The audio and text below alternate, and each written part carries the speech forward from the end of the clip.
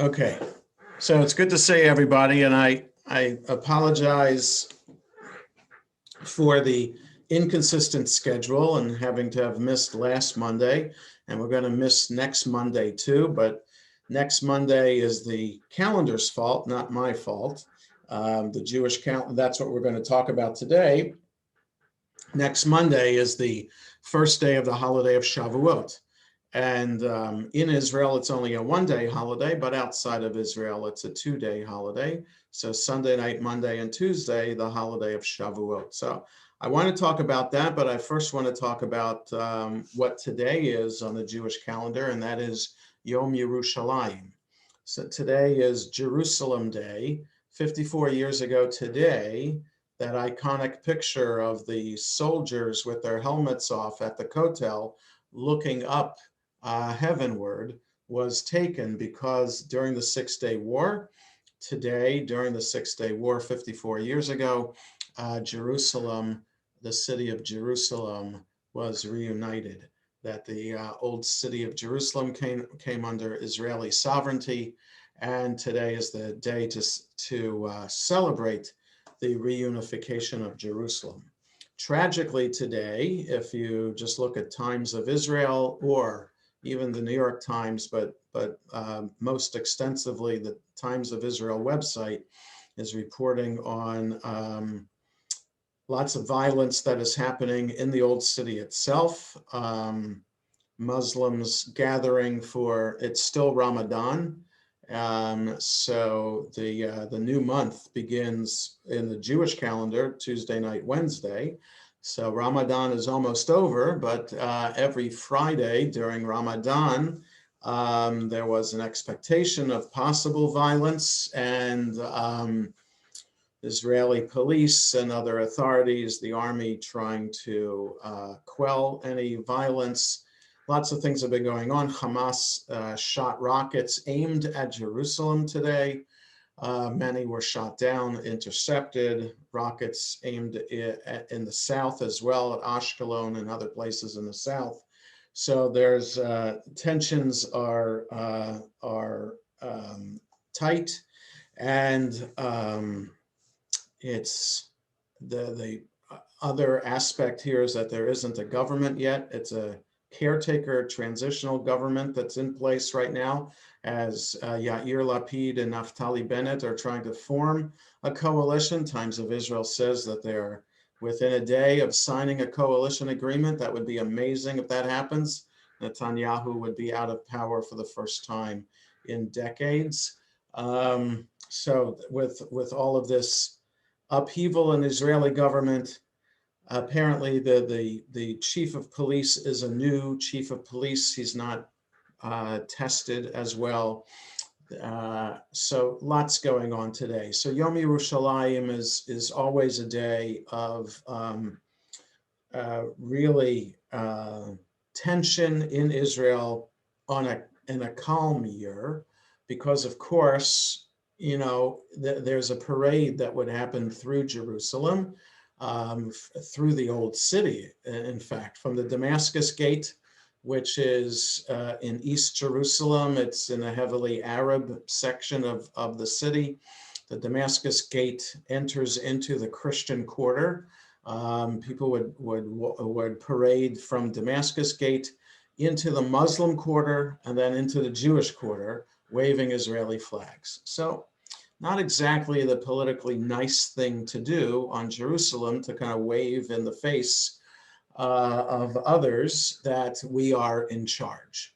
So that's why Jerusalem Day is, though it is a time to celebrate within the Jewish calendar, the idea that the city of Jerusalem is reunited, we do so understanding that not everyone is happy about it, and that there are tensions at place, and that work still needs to be done to forge a lasting peace with the non-Jewish residents of Israel, to ensure quality of life and peace for all.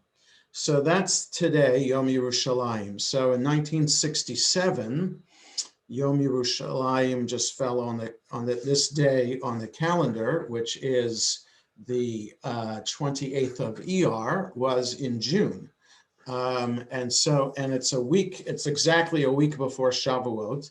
So I always remember the story that our beloved cantor, Gershon Levin, may he rest in peace, who is a native Jerusalemite, seventh generation Jerusalemite, would tell the story of how 54 years ago, 1 week after Yom Yerushalayim, he and his friends went to the Kotel for the very first time to celebrate the holiday of Shavuot. So the Kotel, the old city of Jerusalem, was in Jordanian hands. It was impossible from 1948 to 1967 for a Jew to get to the Kotel. You'd have to go over enemy lines in order to enter that part of Jerusalem, and that was it was impossible to do. So that 54 years ago, for the very first time, it was a great celebration to be able to celebrate Shavuot in the old city.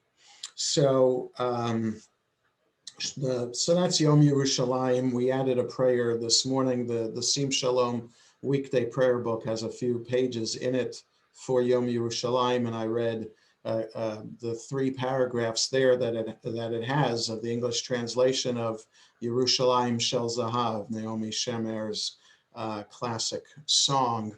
That was actually sung in 1967 for the Israeli Song Festival, and a month before the Six-Day War. And then she added a stanza to it, or fixed one of the stanzas to reflect the idea that now we could walk to the old city and see the city walls.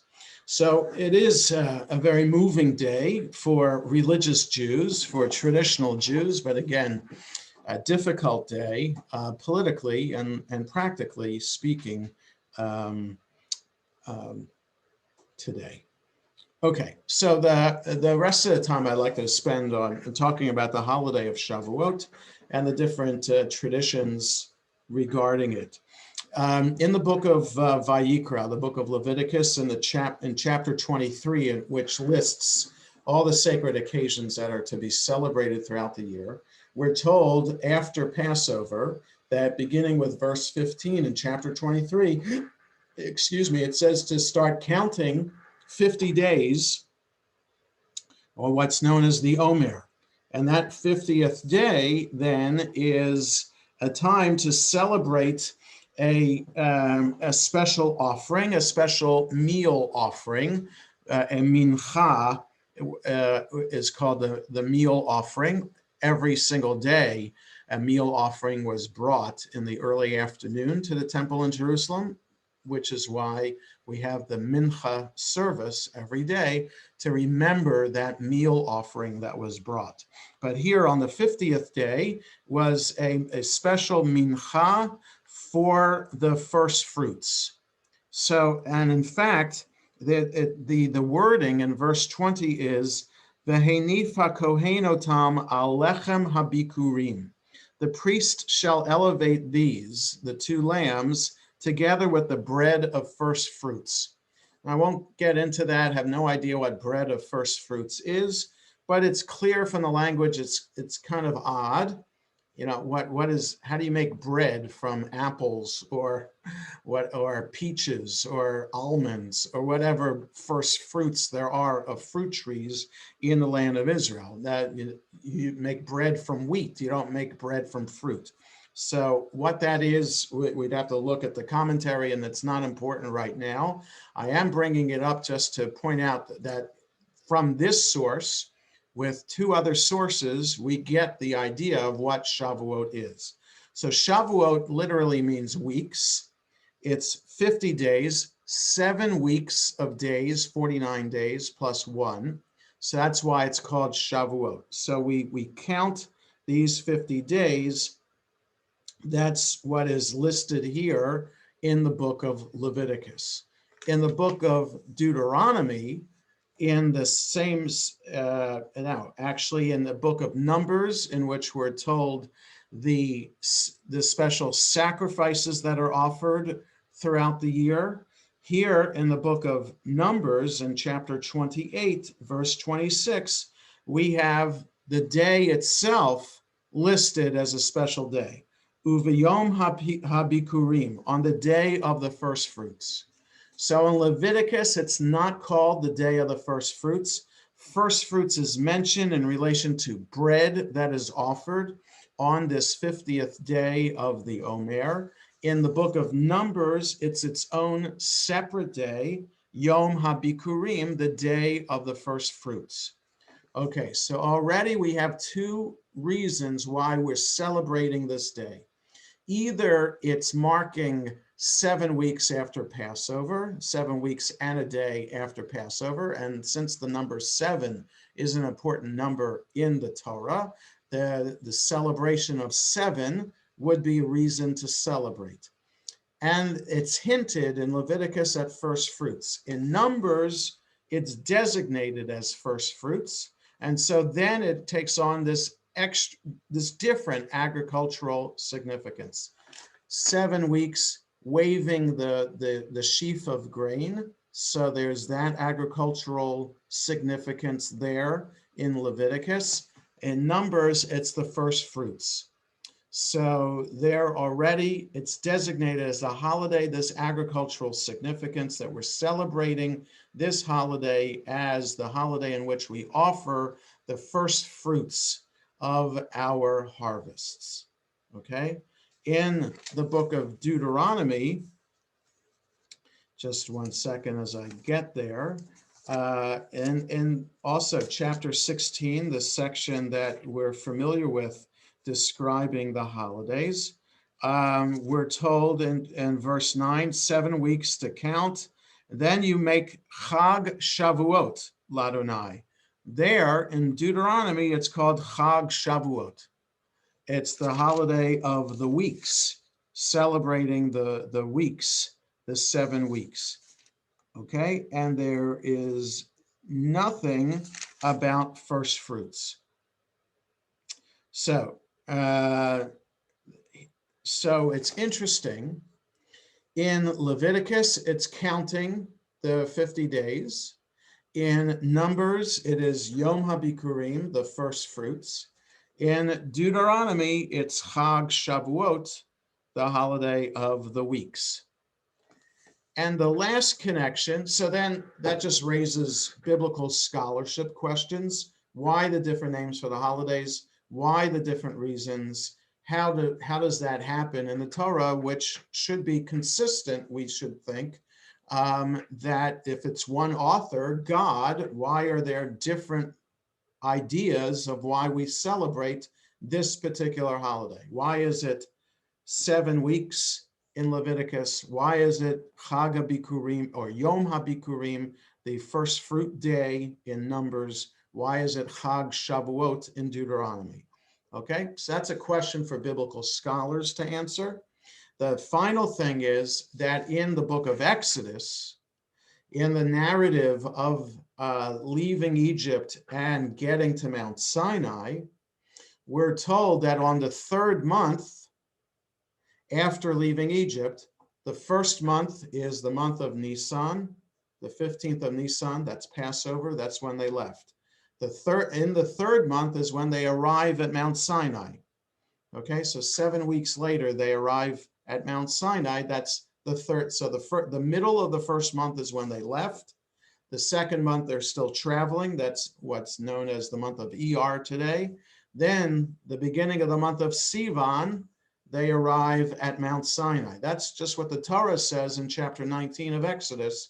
That's when they arrive. Then they have to take 3 days to spiritually get ready and another 3 days for that. So 6 days of getting ready for hearing God's word on Mount Sinai. And on that 6th day is when God spoke, and they had the incredible experience that is described in chapter 20 of Exodus of hearing God's word at Mount Sinai, the 10 commandments, where you hear the shofar and the thunder and the lightning, etc. All of that on the 6th day of the 3rd month.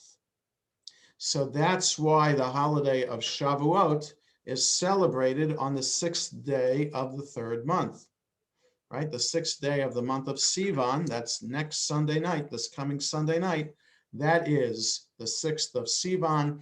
That is the date that corresponds to what the book of Exodus says. Okay, so these 4 references serve as the basis for how and why we celebrate Shavuot today. So historically, we're commemorating the hearing the 10 commandments, and then Moses also staying up on Mount Sinai to receive the Torah from God at Mount Sinai.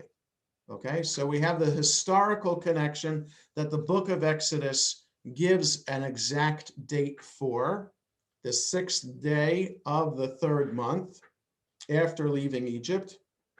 That's when the people of Israel had this experience with God at Mount Sinai. Okay, so you have that historical connection to why we observe the holiday. Then you have the 3 other references from Leviticus of counting the Omer and counting 50 days. You have it called Yom HaBikurim in the book of Numbers for the first fruits. So you have the agricultural connection with the holiday too. And you have Chag Shavuot, as it's called in the book of Deuteronomy. So every holiday has an agricultural significance as its first iteration, and then has an historical connection as well. Passover and Shavuot both have historical connections to Exodus from Egypt and the journey to Mount Sinai, and they have agricultural significance too, added onto it later. Sukkot has the agricultural first, and then the historical later, right? So the agricultural for Sukkot is the fall harvest, and that's what the Torah tells us why we observe Sukkot. But then also to remember that the people of Israel dwelt in booths as they journeyed through the Sinai on the way to the Promised Land. Okay, so Passover related to the Exodus, Shavuot related to 7 weeks later getting to Mount Sinai, and then Passover being the spring harvest, Shavuot being the fall harvest. So these are the 2 connections to the holiday. Within rabbinic literature, the names of the holidays the name of the holiday of Shavuot is interchangeable. It's either called Shavuot, it's called Atzeret sometimes, just like Shmini Atzeret, the 8th day after the beginning of the holiday of Sukkot, is its own holiday, the 8th day, Shmini Atzeret, assembly. Here, Shavuot is also called Atzeret, 7 weeks after Shavuot, and it's called Chag HaBikurim, the holiday of the first fruits. And in fact, the Mishnah has a lot of description about how those first fruits were brought to Jerusalem, and fanfare, pageantry, the parades that came in, the processions from all across the country of Israel as people were marching into Jerusalem with their first fruits. It's a remarkable kind of description. You can just imagine what the city of Jerusalem was like back then when the temple was standing, people bringing their first fruits into Jerusalem at that time, but also the description of the historical significance of the holiday. So for us today, 2,000 years after the temple was destroyed, Shavuot is mainly connected to, outside of Israel, it's mainly connected to the historical and spiritual connection to Mount Sinai. I say outside of Israel only because in Israel, especially before the establishment of the state of Israel, and even after, in the height of the kibbutz movement, when kibbutzim were quite popular and an important part of Israeli society, these kibbutzim, which were established in order to reconnect the people of Israel to the soil, to the land of Israel, so that they could reconnect to their biblical heritage. So an element of Zionism was this Zionism related to the land, that to be a Zionist and move to Israel meant to reconnect with our biblical ancestors and be farmers once again. So the kibbutzim were established throughout Israel in order to provide this connection to our biblical roots in more ways than one. And so many of the kibbutzim would bring back the agricultural significance of the holidays as the main way to celebrate those holidays. So Shavuot on a kibbutz was not about studying Torah all night, which I'll get to in a moment, but it was more about celebrating the first fruit harvest. And so there would be celebrations that dancing, singing, special kinds of pageantry that would happen in the kibbutzim throughout Israel on Shavuot. So they brought back the bikurim aspect, the first fruit aspect of the holiday of Shavuot, and kind of neglected the historical significance related to Mount Sinai. Okay? Outside of Israel, when we're not celebrating the first fruits of the harvest, right? Because depending where you are outside of Israel, nothing is really being harvested yet.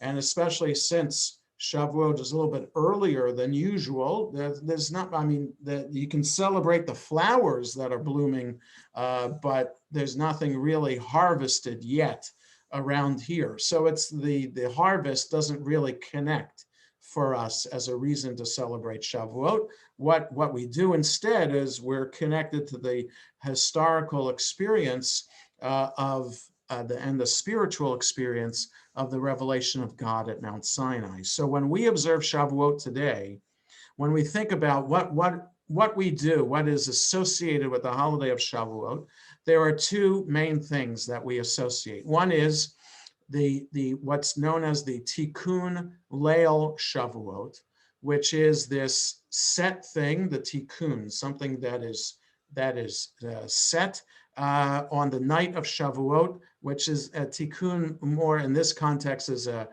study session, and that is that the tradition to stay up all night. Meaning this year Sunday night. Stay up all night until dawn studying Torah in order to prepare ourselves to or reenact what it was like to receive Torah for the first time 3,000 years ago at Mount Sinai. So there are communities that do provide all-night study sessions. I had the opportunity to do that in Israel, both for my year for my junior year in college at Hebrew University, and then a couple of years later for my year in rabbinical school. The Conservative Movement Center on Agron Street had an all-night study session, and then we would walk just before dawn to the old city, to the Kotel, or to the, since it was an egalitarian minyan that we were doing, that's another story. We were in the plaza area at the Kotel, not at the Kotel itself.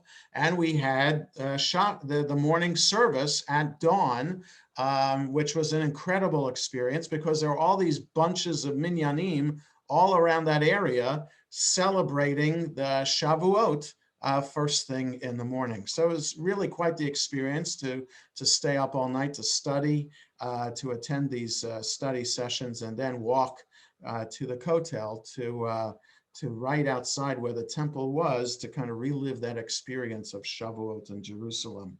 So I haven't done an all-night study session since then, but the conservative movement this year, like it did last year, is offering virtually on Zoom an all-night study session. And I sent out the link to that a few days ago, and I will, again, it's on the shul calendar already for Sunday evening to be able to register for free for the study session. And they're like in 30 or 45 minute increments. There's a different different teacher for a different session. So I highly recommend that. So the idea of the tikkun is an ancient idea of, but not as ancient as the first fruits. So it really goes back to medieval times. The idea of studying all night to kind of relive the experience of receiving Torah. So that's a main element that's associated with the holiday of Shavuot. And the Torah reading for the first day of Shavuot is the section from the book of Exodus that describes the Ten Commandments being given at Mount Sinai. The other connection with the holiday of Shavuot, of course, is the food, and that is that there's a tradition to eat dairy on Shavuot, either just the first night, the first meal to eat dairy, or all meals on Shavuot to eat dairy. So I'm going to share my screen in a moment, but it's just interesting here that Shavuot is really the least popular of the three pilgrimage festivals, right? Passover, Shavuot, and Sukkot are the three pilgrimage festivals. And you can understand for a variety of reasons why it would be the least popular. First of all, it's only observed for one day in Israel or 2 days outside of Israel. It's not a week-long holiday. So there's a lot of preparation going into Passover, including before the holiday even begins, of koshering our homes, getting ready, getting the food ready, and you have the Seder itself. And if you're observing Passover as a pilgrimage festival, you could be in Jerusalem for a whole week. And Sukkot also another week to celebrate the fall harvest. You're done work. But Shavuot, you're 7 weeks after you've just been to Jerusalem, you went back home, now you have to come back again. Kind of hard to do that and expect in such a short period of time people to be able to do that. Though the Mishnah describes, like I said, the great fanfare of bringing the first fruits, still, it might have been difficult for people to come to Jerusalem for that time. So again, for us, the one-day holiday had to make the Shavuot that much more special. There are synagogues, especially the Reform movement, started this idea of celebrating kind of a religious school graduation to associate that with the holiday of Shavuot, just because Shavuot's usually around the time of high school, college graduations, and also to try to emphasize try to reinforce students staying in religious school as long as possible. So the Reform movement created the idea of confirmation to be held on Shavuot. So graduating from 10th grade, usually in religious school, would be the time to have confirmation. And it turns out that even in Reform synagogues today, when Shavuot falls on a weekday, it might be hard to get families to take off from school to come to services on Shavuot. And so even a Reform synagogue, it might move to the closest weekend, the closest Shabbat to the holiday of Shavuot to be the time. So even in Reform synagogues today, who began the concept of confirmation on Shavuot, it's not done on Shavuot anymore. Many conservative synagogues still maintain the idea of confirmation. We had confirmation for many, many years ourselves in our congregation. And we always did it on Shavuot, either the evening. If Shavuot was a weekday, we would do it in the evening service. And if Shavuot was on a weekend, we would do it in the morning service. All depended on when Shavuot fell that particular year. So these are the things associated with Shavuot. I want to explain the dairy because that is what is most associated. When we think of Shavuot, we think blintzes or cheesecake or other dairy foods with the holiday. And why is that? What does dairy have to do with observing the holiday of Shavuot? So I'm going to share my screen, and there is this article from My Jewish Learning. which now give me a second that I can get back to it. It went away. One sec. There it is. Okay. And now to Zoom and now to share screen. There it is. Okay.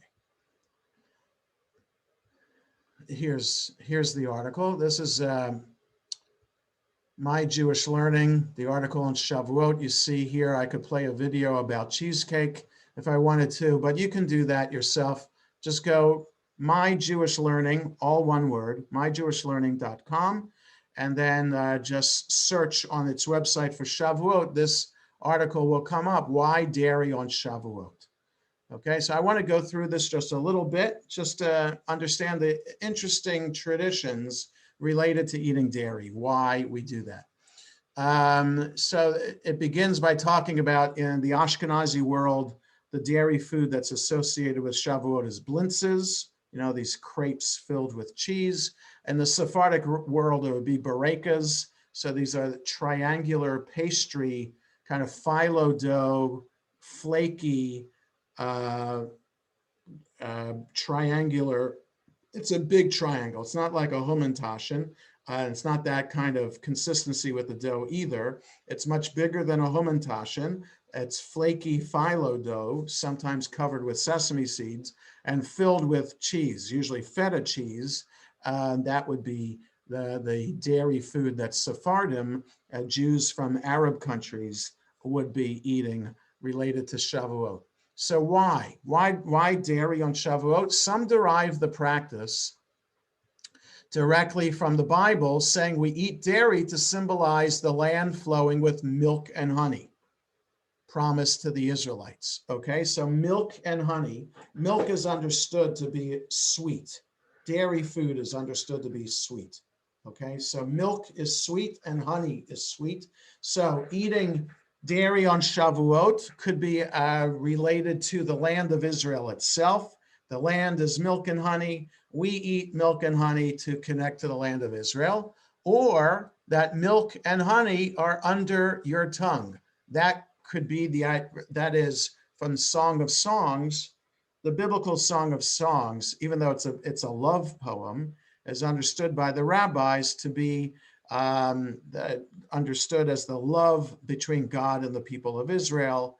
And the Torah is symbolized in a lot of ways as the rabbis understand the Song of Songs. So milk and honey under your tongue, that's the words of the Torah would be under your tongue.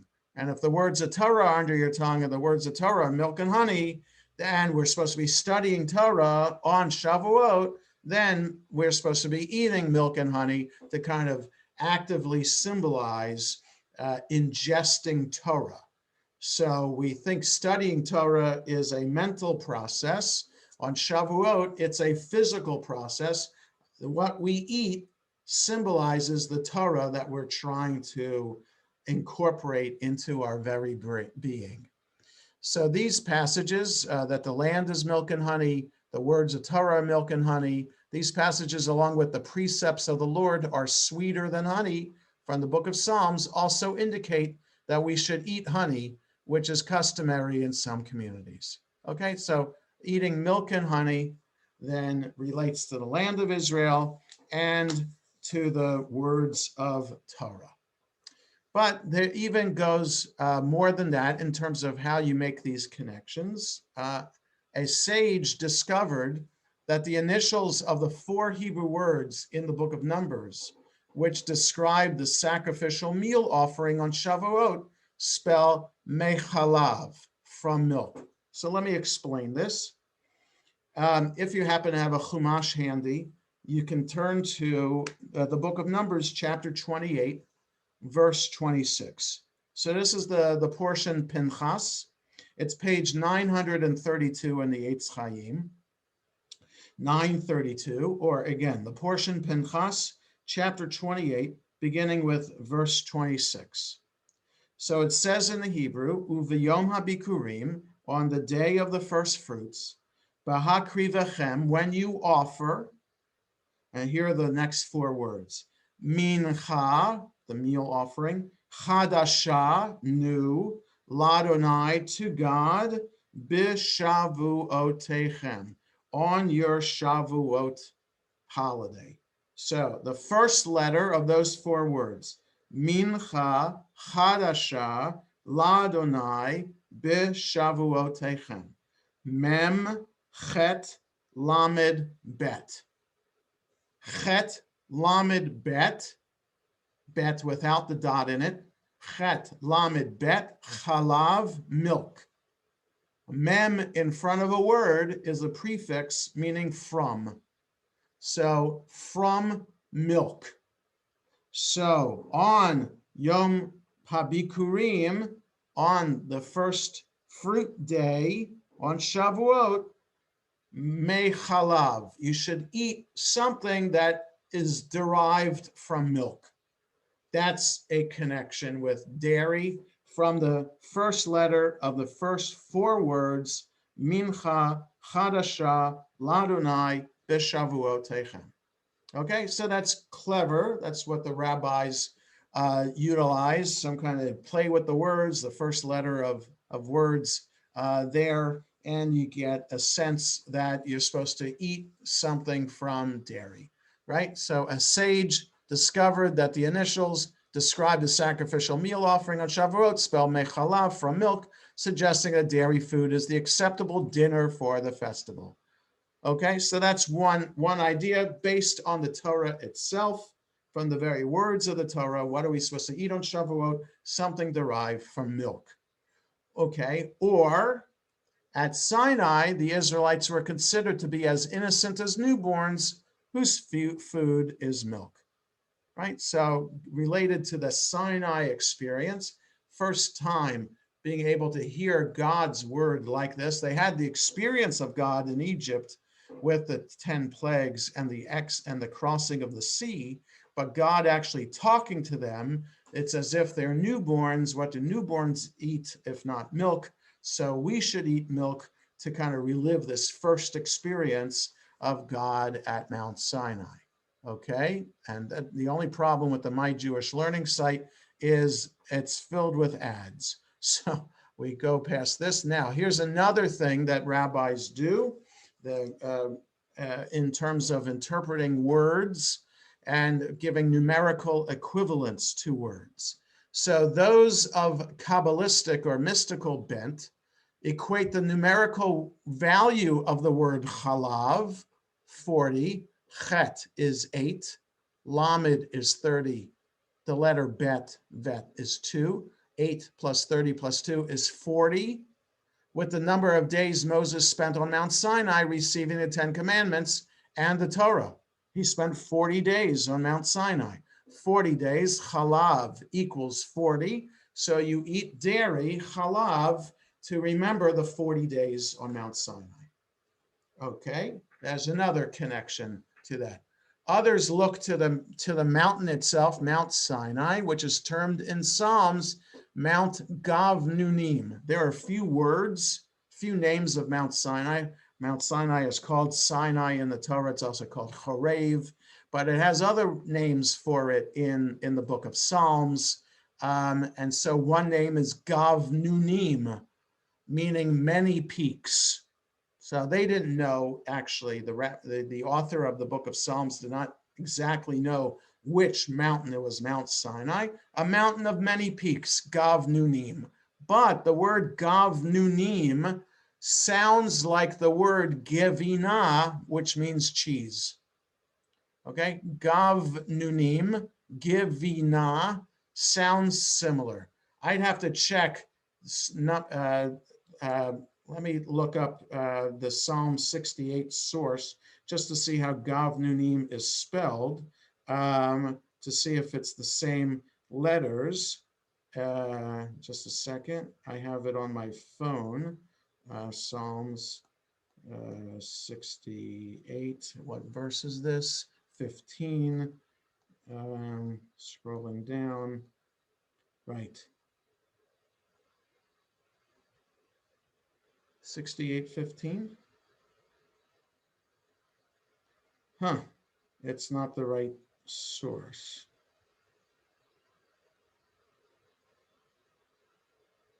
Oh, it's verse 16, not 15. In case you're checking this, yes. The Givina is spelled Gimel Vet Yud Nun Hey. Gav Nunim is Gimel Vet Nun Nun Yud Mem. So it is legitimate to make this connection. Well, I mean, it's totally different word. Peaks versus cheese, different root, but it sounds similar enough for the rabbis to say. So this source, by the way, should be 68:16, not 68:15. And if you want, you can write to My Jewish Learning and say, hey, fix your reference there in the article. Okay, so the connection of chalav to either Numbers 28, verse 26, what is offered on the holiday of Shavuot is mei chalav, from milk, or chalav adds up to 40, each letter, numerical equivalent, adds up to 40 days that Moses spent on Mount Sinai, or the reference in Psalms that Mount Sinai itself is known as Gav Nunim, and since the people were at the mountain and Moses was on the mountain, and it sounds like the word for givina, which is cheese. So all these references, these three different references to dairy related to the study of Torah. So that's the main thing. There's also this one, which actually is related to the source of Jewish law known as the Shulchan Aruch, the first. It's the first summary of Jewish law that was accessible to both the Ashkenazi and the Sephardic community. Maimonides in the Sephardic community had his summary of Jewish law a couple hundred years earlier, but the Shulchan Aruch from Joseph Caro, Sephardic rabbi, Moses Isserles, an Ashkenazi rabbi, both combined in the book itself, makes it like the Jewish law code from 500 years ago for the entire Jewish community. And there in the Shulchan Aruch, it has this. There's also support for the custom based on the spiritual development among the Israelites in the wake of the Sinai experience. After the Torah was given, they were obligated to follow its laws, right? So all of a sudden they hear the laws of the Torah. They hadn't been obligated to follow the laws of the Torah before that. They hear it now. Oh, you're telling me we have to keep kosher, and pots and pans have to be kosher. Everything, we have to slaughter our animals in this particular way. We weren't used to doing that before, and everything that we have now would be considered treif, not kosher. What are we going to do? So they were obligated to follow its laws, including those governing dietary practice. As they return to the camp from Revelation, right? So they're at Mount Sinai, and then they go back to their tents.